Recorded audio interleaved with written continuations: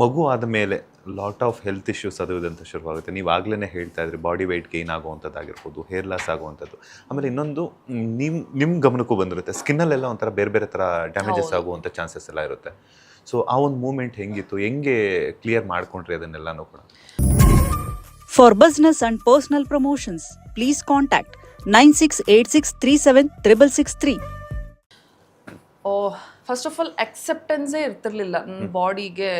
ಇವಾಗ ತುಂಬ ಜನಕ್ಕೆ ಅಂಡರ್ ಆರ್ಮ್ಸ್ ತುಂಬ ಬ್ಲ್ಯಾಕ್ ಆಗೋಗ್ಬಿಡುತ್ತೆ. ಆಮೇಲೆ ಈ ಕಾಲಲ್ಲಿ ಎಸ್ಪೆಷಲಿ ನರಗಳೆಲ್ಲ ತುಂಬ ಡಾರ್ಕ್ ಆಗಿ ಕಾಣಿಸ್ತಾ ಇರುತ್ತೆ. ಆಮೇಲೆ ಕತ್ತಲ್ಲೂ ಅಷ್ಟೇ ತುಂಬ ಡಾರ್ಕ್ ಇರುತ್ತೆ. ಅದೆಲ್ಲ ಆಗುತ್ತೆ. ಬಟ್ ಗ್ರ್ಯಾಜುಲಿ ಅದು ಹೋಗುತ್ತೆ. ನಾವು ಅದಕ್ಕೆ ಏನೂ ಹಚ್ಚಬೇಕಾಗಿಲ್ಲ, ಏನೂ ಮಾಡಬೇಕಾಗಿಲ್ಲ. ಗ್ರ್ಯಾಜುಲಿ ಅದು ಹೋಗುತ್ತೆ. ಕೆಲವ್ರಿಗೆ it will take few weeks, ಕೆಲವ್ರಿಗೆ ಫ್ಯೂ ಮಂತ್ಸ್, ಕೆಲವ್ರಿಗೆ 1 ವರ್ಷನೇ ತಗೊಳ್ಬೋದು. But it's okay. ಅದಾಗೋವರೆಗೂ ಪೇಷನ್ಸ್ ಇರಬೇಕು. ಬಟ್ ಗ್ರ್ಯಾಜುಲಿ ಅದು ಹೋಗುತ್ತೆ. ಕೆಲವ್ರಿಗೆ ಹೋಗ್ದೇನೂ ಇರ್ಬೋದು, ನನಗೆ ಗೊತ್ತಿಲ್ಲ. ಬಟ್ ನನಗೆ ಏನೇನು ಆ ಥರ ಆಗಿತ್ತು ಅದರೆಲ್ಲ ಗ್ರ್ಯಾಜುಲಿ ಆದಾಗದೇ ಹೋಯ್ತು. ಸೊ ಈ ಥರ ಎಲ್ಲ ಇವಾಗ ಆ ಥರ ಅಂದಾಗ, ಬಟ್ ಕಾಲಲ್ಲಿ ಇವಾಗ್ಲೂ ನರ್ವ್ಸ್ದು ಡಾರ್ಕ್ ಆಗಿ ಪ್ಯಾಚಸ್ಸು, ಡಾರ್ಕ್ ಪ್ಯಾಚಸ್ ಇದೆ. ಬಟ್ ಗ್ರ್ಯಾಜುಲಿ ಹೋಗುತ್ತೆ ಅಂತ ಹೇಳಿದ್ದಾರೆ. ಸೊ ನಾನು ಪೇಷಂಟ್ಲಿ ವೆಯ್ಟ್ ಮಾಡ್ತಾ ಇದ್ದೀನಿ. But but it's all a beautiful mark. ಅಂದರೆ ಒನ್ ಪಾಯಿಂಟಲ್ಲಿ ನನಗೆ ಏನು ಹಿಂಗಾಗೋಗಿದೆ ನನ್ನ ಬಾಡಿ ಅಂತಲೂ ಅನಿಸಿದೆ. ಒನ್ ಪಾಯಿಂಟಲ್ಲಿ ಇಟ್ಸ್ ಓಕೆ, ನನ್ನ ಮಗುಗೋಸ್ಕರ ನಂಗೆ ಹಿಂಗಾಯ್ತಲ್ಲ, ಇಟ್ಸ್ ಓಕೆ ಅಂತಲೂ ನನಗನ್ಸಿದೆ. ಬಟ್ ನಮ್ಮ ಮೈಂಡ್ ಸೆಟ್ಟು ಇನಿಷಿಯಲ್ ಡೇಸಲ್ಲಿ ನಮ್ಮದು ತುಂಬ ಮೂಡ್ ಸ್ವಿಂಗ್ಸ್ ಇರುತ್ತಲ್ಲ. ಸೊ ನಮಗೆ ಅಕ್ಸೆಪ್ಟೆನ್ಸ್ ಇರೋದಿಲ್ಲ. ಕೆಲವ್ರಿಗೆ ತುಂಬ ನಾರ್ಮಲ್ ಆಗಿರ್ತಾರೆ, ಕೆಲವರು ಇನ್ನೂ ವಿಪರೀತವಾಗಿ ಓವರ್ ಆಗಿ ಎಕ್ಸೈಟ್ ಆಗೋದು, ಓವರ್ ಥಿಂಕ್ ಮಾಡೋದು, ಅಳೋದು ನನಗಿಂತ ಜಾಸ್ತಿನೇ ಆಗಿರ್ಬೋದು. ಬಟ್ ನನ್ನ ವಿಷಯದಲ್ಲಿ ನನಗೆ initially I was very weak ಅಂತ ಹೇಳಿದ್ನಲ್ಲ. ಬಟ್ ಗ್ರ್ಯಾಜುಲಿ ನನಗೆ ನಾನೇ ಹೇಳ್ಕೊಳ್ತಾ ಇದ್ದೆ, ಇಟ್ಸ್ ಓಕೆ, ಇಟ್ಸ್ ಓಕೆ, ನೀನು ಒಂದು ಮಗುನ ಸೃಷ್ಟಿ ಮಾಡಿದ್ಯಾ, that is a very good thing, you are the best and I am so proud of you ಅಂತ ನಾನೇ ಹೇಳ್ಕೊಳ್ತಾ ಇದ್ದೆ. ಅದನ್ನು ಹೇಳ್ಕೊಂಡು ನಾವು ಐಮ್ ಲೈಕ್ ಏನಾದ್ರು ನಾನು ಒಂದು ಮಗು ಮಾಡಿದ್ದೀನಿ, ಏನು ಇವಾಗ ಆ ಥರ ಆಗೋಗ್ಬಿಟ್ಟಿದೆ. So it's okay. ನಿಮ್ಗೆಲ್ಲೂ ಭಯ ಆಗಿಲ್ವ? ಯಾಕಂತಂದ್ರೆ ಆಕ್ಟ್ರೆಸ್ ಅಂತಂದ್ಮೇಲೆ ನಾವಿರೋದೇ ಗ್ಲಾಮರ್ ಫೀಲ್ಡಲ್ಲಿ. ಮಗು ಆಗಿರುವಂಥ ಸಂದರ್ಭದಲ್ಲಿ ಆ ಗ್ಲಾಮರ್ಗೆ ಕುತ್ತು ಬರುತ್ತೆ.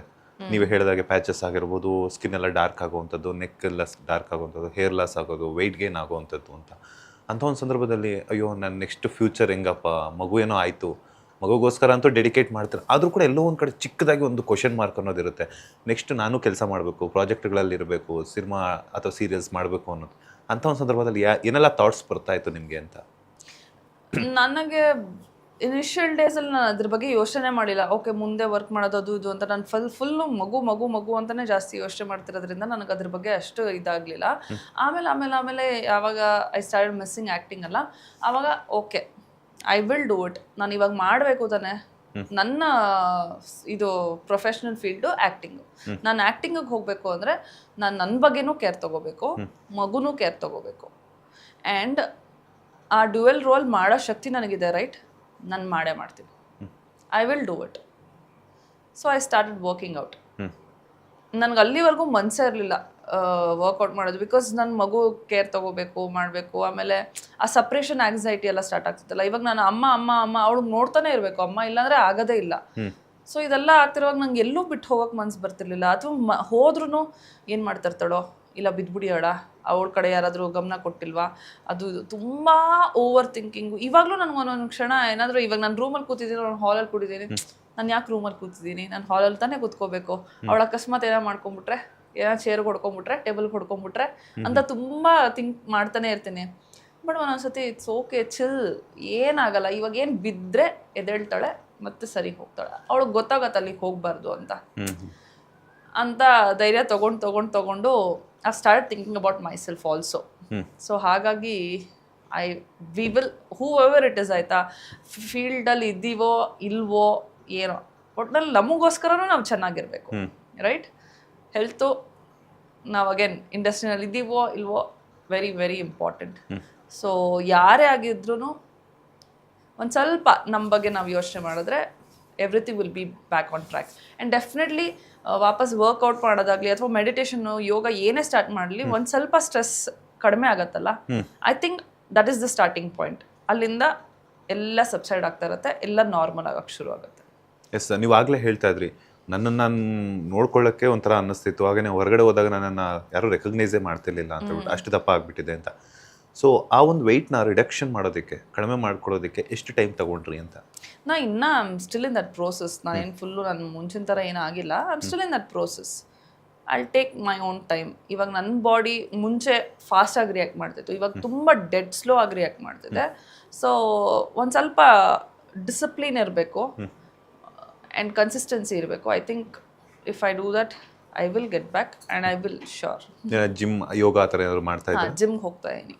ಮುಂಚೆ ನಾನು ಯೋಗಾಗೆ ಹೋಗ್ತಿದ್ದೆ, ನಂಗೆ ಜಿಮ್ ಅಷ್ಟು ಇಷ್ಟ ಆಗ್ತಿರ್ಲಿಲ್ಲ. ಸೊ ಇವಾಗ ನಾನು ಜಿಮ್ ಮಾಡ್ತಾ ಇದ್ದೀನಿ ಆ್ಯಂಡ್ ಪರ್ಸ್ನಲೈಸ್ಡ್ ನ್ಯೂಟ್ರಿಷನಿಸ್ಟ್ ಹತ್ರ ನಾನು ನನ್ನ ಡಯಟ್ ಚಾರ್ಟು ಅದೆಲ್ಲ ಫಾಲೋ ಅಪ್ ಮಾಡ್ಕೊಳ್ತಾ ಇದ್ದೀನಿ. ಸೊ ದಟ್ ಬಿಕಾಸ್ ನಾವು ಮುಂಚೆ ಚೆನ್ನಾಗಿ ತಿಂತಿದ್ವಿ, ಅಷ್ಟೇ ಚೆನ್ನಾಗಿ ಓಡಾಡ್ತಿದ್ವಿ, ನಾನು ತುಂಬ ಡ್ಯಾನ್ಸ್ ಮಾಡ್ತಿದ್ದೆ. ಸೊ ಹಂಗಿರ್ತಿತ್ತು ಬಾಡಿ. ಹಾಗೆ ಇವಾಗ ಆ ಥರ ಇಲ್ಲ ಅಲ್ವಾ. I mean I am active but I am not so active. ನಾನು ಮನೇಲಿ ಅವಳಿಂದ ಓಡಾಡೋದನ್ನ ಆಕ್ಟಿವ್ ಆಗಂತ ತೊಗೊಳೋದಕ್ಕಾಗೋದಿಲ್ಲ. ಸೊ ಹಾಗಾಗಿ ಏನು ರೈಟ್ ಫುಡ್ನ ತಿಂದರೆ ಬಹುಶಃ ಎಲ್ಲ ಸರಿ ಹೋಗ್ಬೋದು ಅನ್ನೋ ಒಂದೇ ಒಂದು ಕಾರಣಕ್ಕೆ ನಾನು ನ್ಯೂಟ್ರಿಷನಿಸ್ಟ್ ಹತ್ರ ನಂದು ಡಯಟ್ ಚಾರ್ಟ್ ಎಲ್ಲ ಚೇಂಜ್ ಮಾಡಿಕೊಂಡು ನನ್ನ ಬಾಡಿಗೆ ಏನೇನು ಬೇಕು ಅಂತ ಹೇಳಿ ಇವಾಗ ಒಂದು ಪ್ಲ್ಯಾನ್ ಮಾಡಿ ಅದೇ ರೀತಿ ನಾನು ಫಾಲೋ ಮಾಡ್ತಾ ಇದ್ದೀನಿ. ಎಷ್ಟು ಅವರ್ಸ್ ವರ್ಕೌಟ್ ಮಾಡ್ತೀರಾ ಆ್ಯಂಡ್ ಏನೆಲ್ಲ ಫುಡ್ನ ಕನ್ಸಂಪ್ಷನ್ ಮಾಡ್ತೀರಾ ಮ್ಯಾಮ್? 2 hours ವರ್ಕೌಟ್ ಮಾಡ್ತೀನಿ and food I eat everything. ಆದರೆ ಮನೇಲಿ ಮಾಡಿರೋದು, ಆಚೆ ಏನೂ ತಿನ್ನೋದಕ್ಕೆ ಹೋಗಲ್ಲ. ಮೈದಾ, ಜಂಕು, ಶುಗರು ಇದನ್ನು ಬಿಟ್ಟಿದ್ದೀನಿ. ಇನ್ನು ಮಿಕ್ಕಿದೆಲ್ಲ ಮನೇಲಿ ಏನೇನು ತಿಂತೀವೋ ಅದನ್ನೇ ತಿಂತೀನಿ. Because I am still feeding. So ಹಾಗಾಗಿ ಲ್ಯಾಕ್ಟೇಷನ್ ಚೆನ್ನಾಗಿರಬೇಕು ಅಂದರೆ ನಾವು ಚೆನ್ನಾಗಿ ತಿನ್ನಬೇಕಾಗತ್ತೆ. ಸೊ ಚೆನ್ನಾಗಿ ತಿನ್ನಬೇಕು ಅಂದಿದ ತಕ್ಷಣ ಏನು ಬೇಕಾದ್ರೂ ತಿನ್ನೋದಕ್ಕಾಗೋದಿಲ್ಲ. But fruits, vegetables, especially vegetables, ಇವಾಗ ನನ್ನ ಪ್ಲೇಟಲ್ಲಿ 1/4 ಭಾಗ ಕಾರ್ಬ್ಸ್ ಇದ್ದರೆ ಇನ್ನು 3/4 ಫೈಬರ್ ಆ್ಯಂಡ್ ಪ್ರೋಟೀನ್ಸ್ ಜಾಸ್ತಿ ಇರುತ್ತೆ. ಸೊ ಹಾಗಾಗಿ ಫಿಶ್, ಚಿಕನ್ನು, ಮೊಟ್ಟೆ, ವೆಜಿಟೇಬಲ್ಸು, ಪನ್ನೀರ್ ಇದೆಲ್ಲ ತುಂಬ ತಿಂತೀನಿ.